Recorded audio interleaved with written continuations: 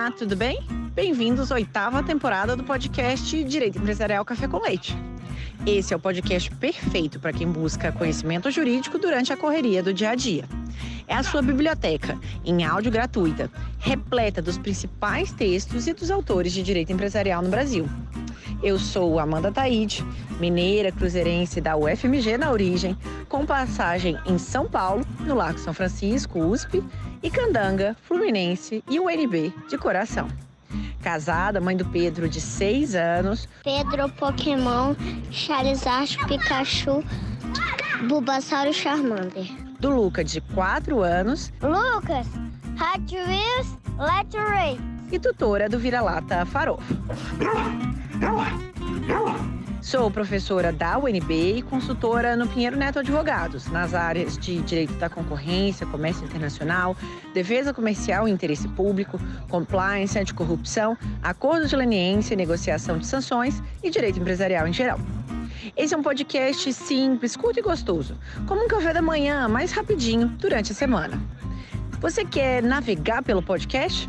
No site podcast.direitoempresarialcafécomleite.com, os episódios estão organizados sistematicamente, facilitando o acesso a temas como teoria da empresa, fundamentos do direito societário, sociedades limitadas, sociedades anônimas e muito mais.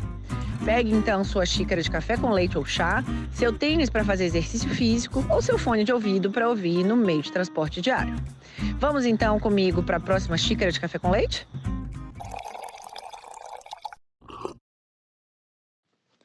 A nossa xícara de café com leite de direito empresarial de hoje vai tratar do artigo intitulado Análise do Instituto da Consolidação Substancial diante da Teoria Geral do Direito Societário. O artigo foi escrito em coautoria pelos professores Pedro Turra e Antônio José Iatarola. E a gente vai ter a alegria de contar com a participação de um dos coautores, o Pedro Turra, participando mais uma vez aqui do nosso podcast. O professor Pedro Turra é advogado com atuação em direito societário, contratos empresariais e professor de direito empresarial na Unitar, Faculdade, PUC Campinas e Mackenzie. Professor Pedro, é uma alegria enorme ter você mais uma vez aqui no nosso podcast por apresentar, de um modo simples, curto e gostoso, esse tema da consolidação substancial em face da teoria geral do direito societário. Olá, Amanda. Primeiro, eu gostaria muito de agradecer pela oportunidade de estar aqui mais uma vez nesse projeto tão diferenciado, né, que você tem se dedicado há tantos anos, fazendo a diferença, inclusive para mim e para os meus alunos, né, uma forma dinâmica de viabilizar os nossos estudos. Inclusive, eu já mostrei para você na minha disciplina de Direito Empresarial 1, na graduação, né, quando eu trato de teoria geral da empresa e direito societário, eu tenho uma tabela com todas as minhas aulas e os temas respectivos que devem ser ouvidos, os podcasts, alguns episódios que eu selecionei. Então, enfim, ninguém mais entusiasta do que eu para estar dividindo esse momento com você. Para mim é um privilégio, inclusive já vou me preparar para propor outro tema aqui. E conte sempre comigo para continuar fazendo essa divulgação científica tão importante e que dá tanta, né, torna tão democrático o acesso ao conhecimento do direito societário por meio da plataforma de stream do Spotify, que a gente pode ter acesso a isso. Professor Pedro, então, pergunta clássica, conta pra gente em que contexto surgiu a ideia de escrever esse artigo, como que esse tema surgiu para vocês, como que foi o processo de redação e quais que eram, então, né, as mudanças legislativas que impulsionaram essa pesquisa, né, que acabou resultando nessa publicação do artigo. Amanda, eu brinco que os últimos anos, né, um pouco antes da pandemia e depois, os últimos 5 anos foram anos intensos de mudanças para a nossa área, né, para quem atua no societário e também, né, que não deixa de atuar também na parte de insolvência. Eu acho que o momento, né, que a gente se encontrava na questão do artigo era a pandemia e a gente estava buscando entender um pouco a mudança trazida pela atualização da Lei 11.101 de 2005, né, que foi a Lei 14.112 de 2020, que reformava, né, a nossa lei de recuperação judicial e falências, e como que isso ia atravessar a questão dos grupos econômicos, né? Principalmente devido ao fato de que isso é um tema recorrente nas recuperações judiciais, muitas vezes situações, né, insolvência que vem para a gente na prática da advocacia, para a gente entender, né, aquele aglutinado de CNPJs, auxiliando os empresários, principalmente empresas familiares, a tentar dar um caminho aí, né, especialmente enquanto se trata de planejamento e reorganização societária, nas hipóteses, né, de insolvência de uma parte ou do grupo econômico como um todo. Então, a gente está falando aqui do tema de consolidação substancial, mas então recorda para a gente, então, antes da gente entrar nesse tema, quais que são as principais características de uma sociedade anônima, de que modo a gente tem a distinção desse tipo societário dos outros existentes na legislação brasileira? Bom, Amanda, hoje, né, eu acho que a gente tem muito esse enfrentamento na questão da teoria geral da empresa, especialmente por conta do artigo 44 do Código Civil e uma ampliação do entendimento jurisprudencial no que se refere a quem pode ou não pode, né, pedir recuperação judicial. Então, a gente tem aí inúmeros casos sobre questões atinentes a cooperativas, associações. Hoje mesmo a gente teve uma decisão denegando a possibilidade, né, de uma fundação pedir recuperação judicial. Então, eu acho que o início, né, dessa inquietação relacionado ao fato de que os agentes econômicos, né, de uma forma geral, sejam eles empresários ou não, estavam sendo atravessados por crises, né, principalmente quando a gente pensa no recorte de pandemia, muitas associações hospitalares e tudo mais. Então, a gente precisava pensar, né, enquanto advogados societários, até fazendo um recorte aqui, o professor Iatarola foi meu professor de Direito Empresarial na graduação, é um dos responsáveis por eu ter seguido esse caminho e a gente está sempre discutindo e almoçando e trocando ideias. E esse tema surgiu justamente, né, de uma demanda profissional e de uma conversa que a gente teve durante a pandemia para pensar a respeito, né, de como trazer a teoria geral do direito societário em face do que vinha acontecendo por conta da inclusão do artigo 69J, que a gente vai falar um pouquinho mais à frente. E agora que a gente sabe, né, essa base das características de uma SA, conta para a gente o que a nossa legislação brasileira trata de grupo econômico. A gente tem, né, os grupos de direito, a gente tem os grupos de fato, a doutrina fala de grupos de coordenação, grupos de subordinação. O que a gente tem, portanto, na nossa legislação, não apenas na doutrina? E, na sua visão, por que a Lei de Liberdade Econômica ela foi relevante para a compreensão da autonomia patrimonial das sociedades, inclusive essas empresas do grupo econômico? As sociedades anônimas, né, sejam elas de capital aberto ou capital fechado, elas são essenciais para que a gente consiga entender, ainda que muitas vezes, né, o tipo societário não seja tão determinante quando em se tratando das questões referentes aos grupos econômicos, né. O fato é que a gente não tem no Código Civil, no qual contemplam todos os outros tipos societários, previsões a respeito, né, desse conceito de grupo. O grupo, né, o grupo econômico, né, não diz respeito a um caminho único, né? Mas sobre pensar, né, em CNPJs, né, entidades que atuam em coordenação ou subordinação por meio de administrações comuns ou filiações. E isso não quer dizer, né, que eles sejam elementos comuns, né? Eles não têm mistura patrimonial. Mas eu acho que é importante, quando a gente faz um embasamento legislativo, a gente retomar o que eu cito no próprio artigo, alguns artigos de lei, né? Que é o 278 e o 279, no qual a gente fala sobre o consórcio e da questão da concentração sobre a formação do grupo econômico. Ainda tratando da lei das sociedades anônimas, né, a gente não pode esquecer também do artigo 265 e 266, que são os artigos de lei, né, da Lei 6.404, em que vai se falar sobre a sociedade controladora e as suas controladas poderem constituir um grupo de sociedades por meio de uma convenção na qual elas se obriguem a combinar recursos ou esforços para a realização de objetivos comuns ou participar de empreendimentos comuns. Então, quando a gente pensa sobre isso, né, a gente não pode ignorar que a mudança promovida na Lei de Recuperação Judicial e Falências, ela decorre de um avanço jurisprudencial que se embasa, né, para o encaminhamento da reforma e de uma atenção do Poder Legislativo para se pensar sobre como seria a forma mais adequada de aglutinar ou não esses CNPJs dentro da mesma recuperação judicial, até por medidas de eficiência, né, da questão processual. Espera só um pouquinho que eu já volto para nossa entrevista com uma xícara de café com leite. Que você curte direito empresarial, eu já sei, que você está aqui ouvindo o nosso podcast. A minha pergunta é, você sabe quão conectado o direito concorrencial está com o direito empresarial? Sabia que algumas operações societárias são de notificação obrigatória ao CAD? E que algumas cláusulas contratuais, como exclusividade, raio, não concorrência, definição de preços de revenda, podem atrair preocupação concorrencial?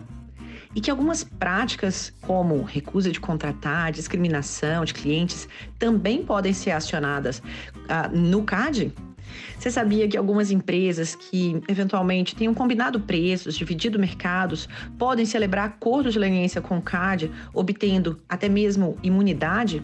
E que essas empresas podem ser acionadas no âmbito do direito civil para ser responsabilizadas pelos danos que causaram aos seus clientes?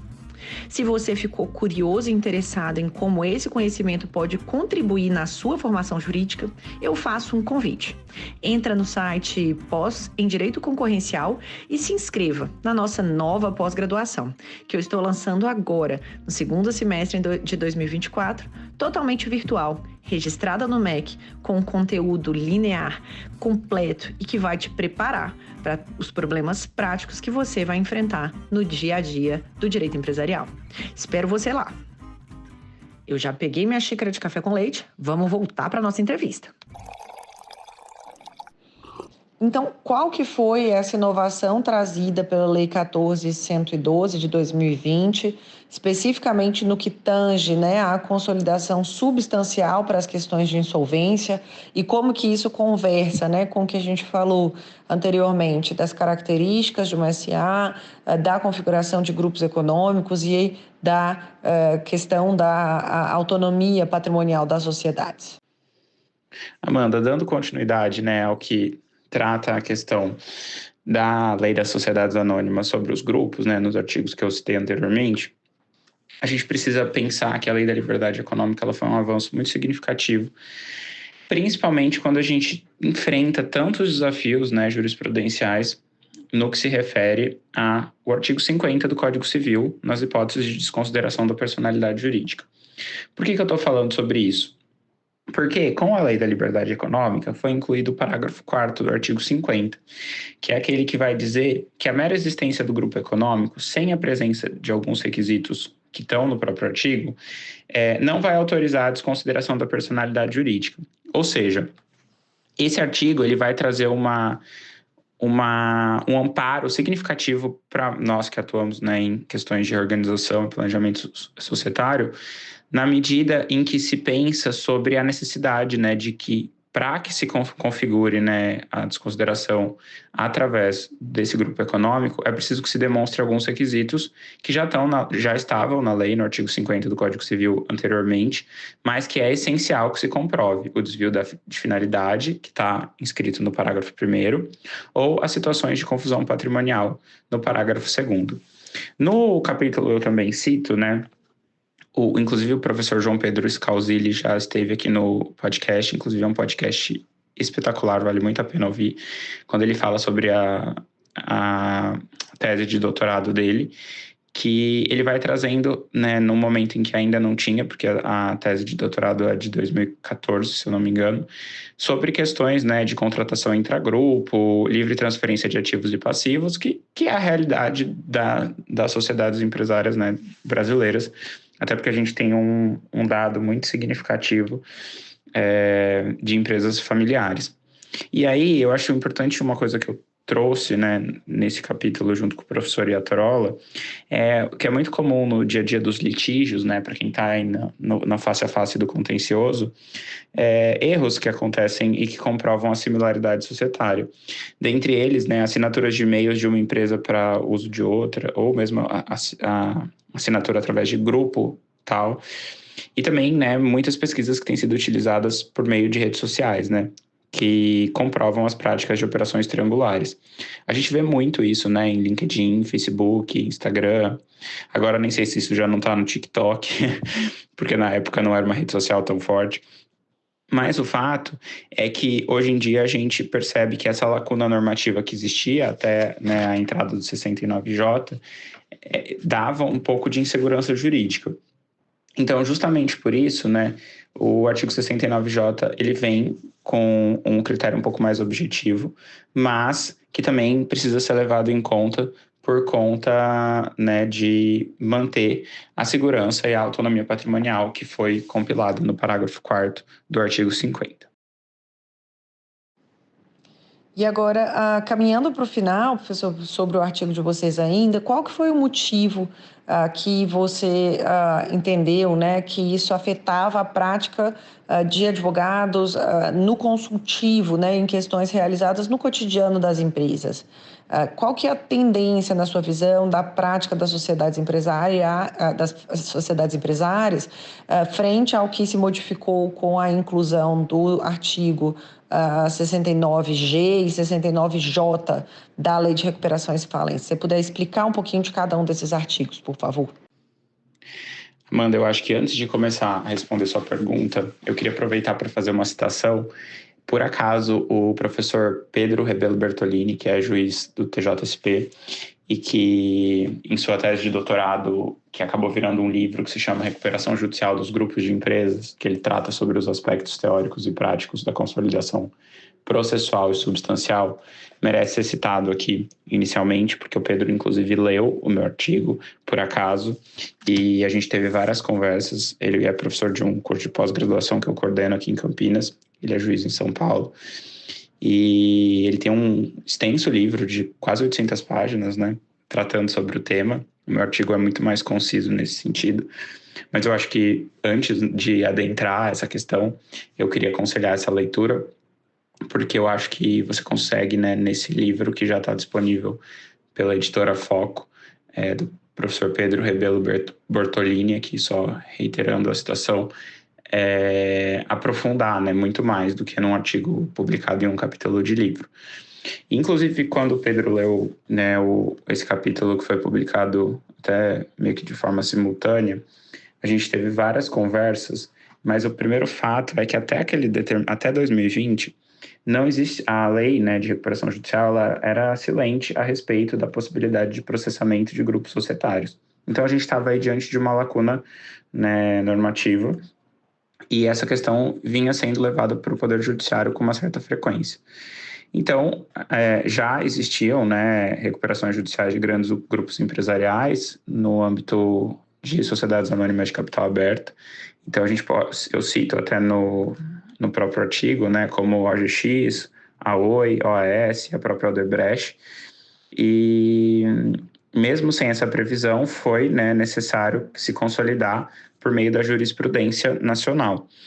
E essas dificuldades, né, para o processamento, elas acabavam acontecendo porque existia realmente essa lacuna até o ingresso, né, do 69G, que vai falar que os devedores que atendessem aos requisitos previstos na lei e que integrem um grupo sob o controle societário comum podem pleitear a recuperação judicial sob consolidação processual, né? Como eu não sou um grande processualista, eu prefiro ficar mais na minha seara, que é auxiliar os empresários a entenderem em quais situações eles vão estar diante de uma, né, possibilidade ou não de serem admitidos enquanto grupo econômico dentro de um processo de recuperação judicial. E aí, né, Amanda, superada essa discussão, eu acho que é importante a gente fazer uma análise um pouco mais criteriosa do 69J, que é realmente o artigo que autoriza ao juiz, né, a possibilidade, citando, né, o artigo, de forma excepcional, independentemente da realização de uma Assembleia Geral, autorizar a consolidação substancial de ativos e passivos aos devedores que integrem o mesmo grupo econômico que estejam em recuperação judicial sob a consolidação processual, apenas quando constatar a interconexão e a confusão de ativos ou passivos de devedores, de modo que não seja possível identificar a sua titularidade sem o excessivo dispêndio, quando forem acumulados, no mínimo, duas hipóteses. Então, eu acho que a legislação ela foi muito feliz, né, quando ela cria um critério um pouco mais objetivo, né? Eu acho que isso para o direito empresarial, ainda que esse critério tenha sido objeto de uma série de críticas, eu acho que a gente ter isso, né, mapeado dá muito mais estabilidade econômica quando a gente está amparando uma situação pré-insolvência. E aí, no 69J, o que o legislador traz, e auxilia também a gente a amparar os empresários quando eles estiverem, né, tomando um crédito, ele vai trazer 4 incisos, que ao menos 2 vão ser, né, considerados para que se consolide. Quais são esses requisitos? Existência de garantias cruzadas, né? Então, quando uma empresa é avalista ou fiadora de outra, nos contratos bancários ou na emissão, né, dos títulos. Quando há uma relação de controle ou de dependência, isso é muito comum, né, Amanda, quando a gente tem aquelas empresas que são veículos de participação, as próprias holdings, né, em projetos de reorganização societária. O inciso 3º, que fala sobre identidade total ou parcial do quadro societário. Então, quando a gente tem as pessoas físicas, né, dentro de um âmbito similar ou empresas, né, que atuam como veículos de participação. E, por último, mas não menos importante, a atuação conjunta no mercado entre os postulantes. Ou seja, né, o que a gente tem aí em relação a uma empresa de produção, uma empresa que faz a logística, uma empresa que dá andamento em outras questões. Então, nesse sentido, né, para a gente que atua no dia a dia em projetos de reorganização, isso acabou sendo muito mais transparente e auxilia, né, tanto do ponto de vista didático para os nossos alunos que pesquisam isso, quanto para os empresários, a mapear em que situações eles vão ser entendidos como um grupo econômico ou não, né? Eu acho que muito no âmbito societário, por conta do inciso 2 e 3, né, relação de controle e dependência e identidade total ou parcial no quadro, mas também no dia a dia dos contratos empresariais, né, principalmente quando a gente fala sobre a questão das garantias cruzadas. Concluindo, né, o raciocínio que o artigo propõe, eu acho que é importante retomar aqui que, ainda que a gente, né, muitas vezes acolha o parágrafo 4º do artigo 50 do Código Civil, e realmente eu sou um defensor, eu advogo muito pela autonomia patrimonial, a gente sabe que no dia a dia empresarial, muitas vezes as sociedades empresárias elas vão se aglutinando, vão formando grupos complexos, né? Muitas vezes sem orientação jurídica mesmo, né? Principalmente quando a gente fala do médio empresário. E isso a gente acaba lidando no dia a dia com situações de confusão patrimonial, situações em qual há uma gestão comum, há identidade de sócio, seja por meio de mecanismos de planejamento societário não tão bem feitos, seja mesmo por pessoas, né, familiares, cônjuges, ou mesmo, né, uma coisa que acaba acontecendo muito é a existência de procuradores comuns, ou mesmo a utilização de fornecedores, clientes comuns, mão de obra, ou até mesmo aquelas falhas que a gente falou no início sobre a questão de redes sociais. Que você vê lá que a pessoa trabalha de uma para outra empresa. O LinkedIn, eu acho que tem sido um furo muito grande quando a gente vai fazer, né, quando os credores vão fazer buscas para tentar aplicar essa tese. Então, eu acho que a Lei 14.112 de 2020, ela traz sim um avanço para, inclusive, né, que se aumente a segurança jurídica, e a gente vai observando, né, que nos últimos anos isso começou a ser mais aplicado, né, por conta da previsão legal, com mais segurança jurídica. A possibilidade, inclusive, né, de alguns credores apresentarem planos alternativos por conta de, né, serem credores do grupo todo. E o que eu acho que fica de lição, né, para esse podcast. Eu posso disponibilizar o artigo para quem tiver interesse na leitura integral. Eu realmente aconselho que vocês comprem o livro, tanto o livro que está o meu artigo, né, que é o livro Direito Privado, Temas Atuais e Controvérsias, do professor Emerson Andena, que também é um professor aqui da região de Campinas, mas também o livro do professor, né, do magistrado Pedro Bortolini, que tem uma tese aí super bem desenvolvida a respeito disso. Eu acho que, independentemente da atuação no contencioso ou no consultivo, esse é um tema que vai ser atravessado por todos, né, tanto no societário quanto a nível, né, de insolvência entre grupo. Então, estudar, né, tá em dia com essas questões. Essas bibliografias vão ser bastante interessantes, até para que a gente consiga entender, né, e não ficar com uma tese tão superficial, defendendo o parágrafo 4º do artigo 50, porque a gente precisa aprofundar e entender a dinâmica, a prática, até para que o nosso convencimento enquanto advogado frente aos juízes seja mais bem amparado, tá? Então, a consolidação substancial, né, é um tema bastante amplo.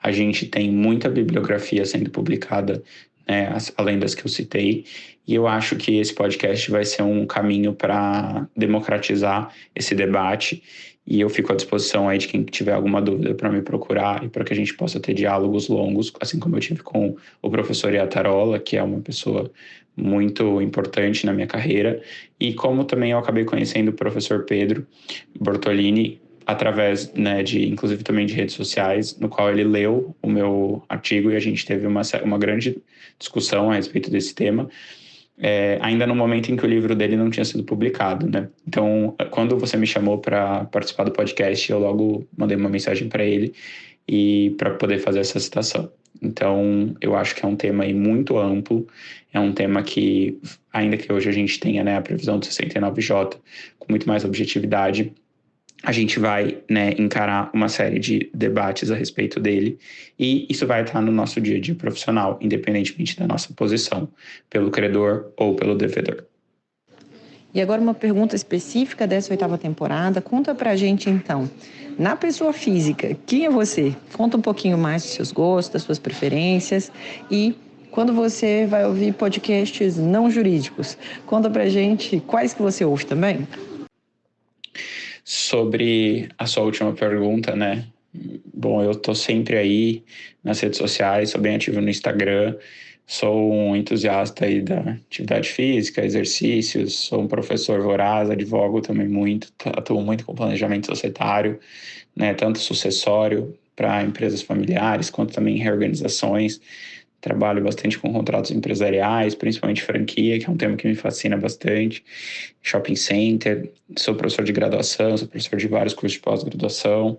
Gosto muito da pós-graduação, acho que é um espaço que a gente tem muita troca com outros profissionais. E essa pergunta sobre podcasts é fantástica, porque eu sou um entusiasta, assim, eu acho que eu já ouvi quase todos os seus.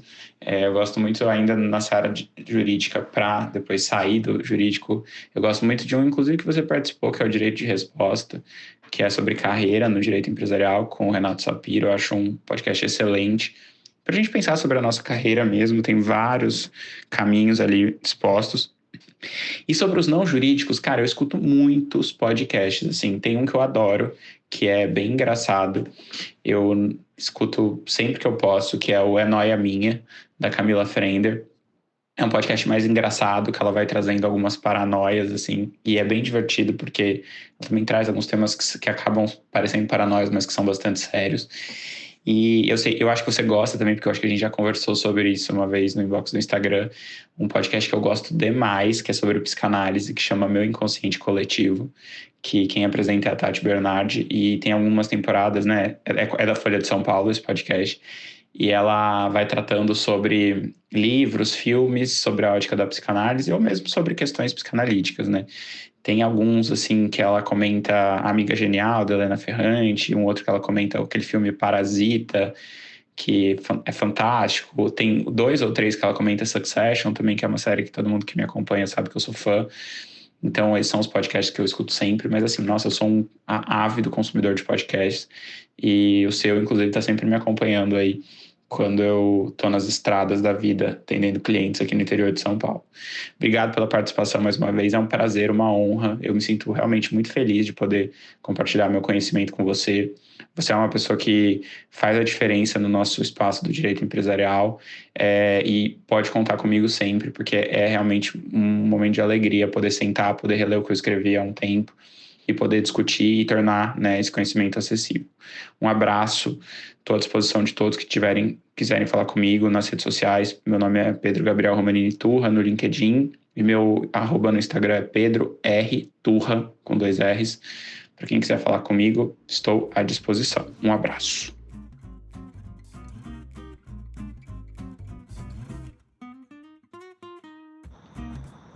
A nossa xícara de café com leite foi devidamente tomada.